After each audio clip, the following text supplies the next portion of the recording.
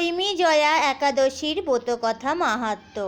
মাঘ শুক্লপক্ষিয়া জয়া একাদশীর ব্রত মাহাত্ম্য ভবিষ্যত্তর পুরাণে যুধিষ্ঠির শ্রীকৃষ্ণ সংবাদরূপে বর্ণিত আছে। শ্রী গরুড় পুরাণে মাঘ মাসে শুক্লপক্ষিয়া একাদশী তিথিকে ভৈমী একাদশী নামে অভিহিত করা হয়েছে।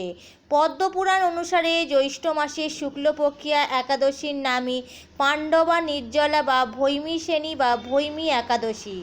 যুধিষ্ঠির বললেন, হে মহারাজ, মাঘ মাসে শুক্লপক্ষের একাদশী জয়া নামে প্রসিদ্ধ। এই তিথি সর্বপাপ বিনাশিনী, সর্বশ্রেষ্ঠা, পবিত্রা, সর্বকাম ও মুক্তি প্রদায়িনী। এই ব্রতের ফলে মানুষ কখনো প্রেতত্ব প্রাপ্তি হয় না। এই একাদশীর উপাখ্যান শোনা যায়। এক সময় স্বর্গলোকে ইন্দ্র রাজত্ব করছিলেন। সেখানে অন্য দেবতারাও বেশ সুখে ছিলেন। তারা পারিজাত পুষ্প শোভিত নন্দনকাননে অপ্সরাদের সাথে বিহার করতেন। একদিন 50 কোটি অপ্সরা নায়ক দেবরাজ ইন্দ্র স্বেচ্ছায় আনন্দ ভরে তাদের নৃত্য করতে বললেন।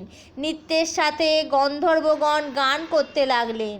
পুষ্পদত্ত চিত্তসেনের পত্নীর নাম মালিনী। পুষ্পবন্তী নামে তাদের এক কন্যা ছিল। পুষ্পদত্তের পুত্রের নাম মাল্যবান। এই মাল্যবান পুষ্পবন্তীর রূপে মুগ্ধ হয়েছিল। পুষ্পবন্তী পুনঃ পুনঃ কটাক্ষ দ্বারা মাল্যবানকে বশীভূত করেছিল। ইন্দ্রের প্রতিবিধানের জন্য তারা দুজনেই নৃত্যগীতির দ্বারা সেই সভায় যোগদান করেছিল। কিন্তু একে অপরের প্রতি আকৃষ্ট থাকায় উভয়েরই চিত্ত বিভ্রান্ত হচ্ছিল। সেখানে তারা পরস্পর কেবল দৃষ্টিবদ্ধ অবস্থায় দাঁড়িয়ে থাকলো। ফলে গানের ক্রমবিপর্যয় ঘটল। তাদের এই রকম তাল মান ভঙ্গভাব দেখে তারা যে পরস্পরে কামাসক্ত হয়েছে দেবরাজ ইন্দ্র তা বুঝতে পারলেন। তখন ক্রোধবশে তিনি তাদের অভিশাপ দিলেন, রে মূঢ়, তোমরা আমার আজ্ঞা লঙ্ঘন করেছ। তোমাদের ধিক, এখনই তোমরা পিশাচযোনি লাভ করে মর্ত্যলোকে নিজ দুষ্কর্মের ফল ভোগ করো। ইন্দ্রের অভিশাপে তারা দুজনে দুঃখিত মনে হিমালয় পর্বত বিচরণ করছিল। পিশাচত্ব হওয়ার জন্য অত্যন্ত দুঃখ ভোগ করতে লাগলো। হিমালয়ের প্রচণ্ড শীতে কাতর হয়ে নিজেদের পূর্ব পরিচয় বিস্মৃত হলো। এইভাবে অতি কষ্টে সেখানে দিন যাপন করতে লাগলো। একদিন পিশাচ নিজ পত্নী পিশাচীকে বলল, সামান্য মাত্র পাপ করিনি, অথচ নরক যন্ত্রণার মতন পিশাচত্ব প্রাপ্ত হয়েছি। এখন থেকে আর কখনো আমরা পাপকর্ম করব না। এইভাবে চিন্তা করে তারা সেই পর্বতে মৃতপ্রায় বাস করতে লাগলো।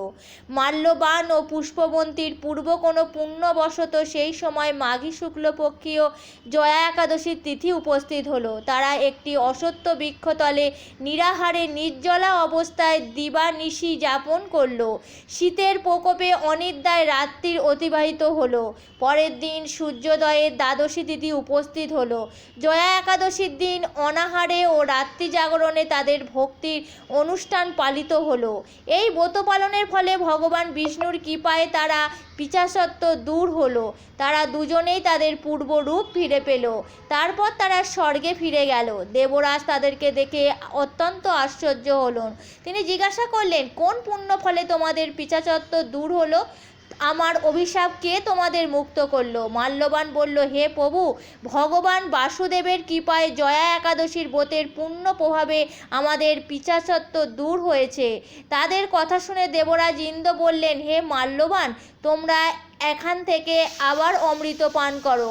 একাদশীর ব্রতে যারা আসক্ত এবং কৃষ্ণভক্তি পরায়ণ তারা আমাদের পূজ্য বলে জানবে।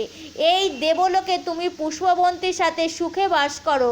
হে মহারাজ, এই জয়া ব্রত ব্রহ্ম হত্যাজনিত পাপকেও বিনাশ করে। এই ব্রত পালনের সমস্ত প্রকার দানের ফল লাভ হয়। সকল যজ্ঞ ও তীর্থের পুণ্য ফল এই একাদশীর প্রভাবে আপনা হতেই লাভ হয়। অবশেষে মহানন্দে অনন্তকাল বৈকুণ্ঠে বাস হয়। এই জয়া একাদশীর ব্রতকথা পাঠ ও শ্রবণে অগ্নিষ্টম যজ্ঞের ফল পাওয়া যায়। হরে কৃষ্ণ কৃষ্ণ কৃষ্ণ হরে হরে, হরে রাম রাম রাম হরে হরে।